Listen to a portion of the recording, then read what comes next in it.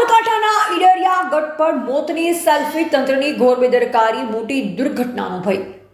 સાબરકાંઠાના ઐતિહાસિક ઈડરિયા ગઢ પર આવેલા રૂખીરાણીના માળિયાની ટોચ પર જીવના જોખમે સેલ્ફી લેવાનો ખતરનાક ટ્રેન્ડ સામે આવ્યો છે।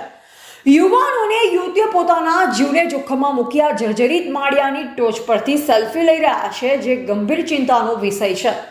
આશ્ચર્યજનક બાબત તો એ છે કે રૂખીરાણીના માળિયાની નજીક માત્ર 50 થી 70 મીટરના અંતરે એક પોલીસ વાયરલેસ પોઈન્ટ આવેલ છે। તેમ છતાં પોલીસ અને સ્થાનિક તંત્રની નિષ્ક્રિયતાના કારણે અનેકોવાર આ સ્થળે લોકો પોતાના જીવ જોખમમાં મૂકતા જોવા મળ્યા છે।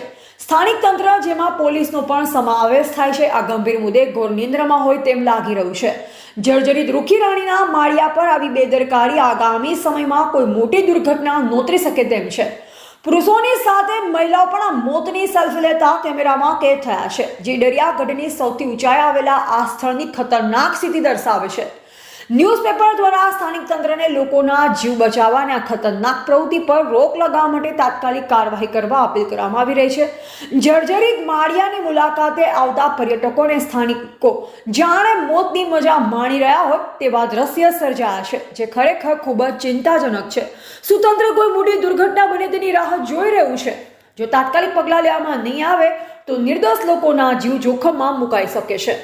એવા રાજકમલસિંહ પરમાર, ભારતની અસ્મિતા, સાબરકાંઠા।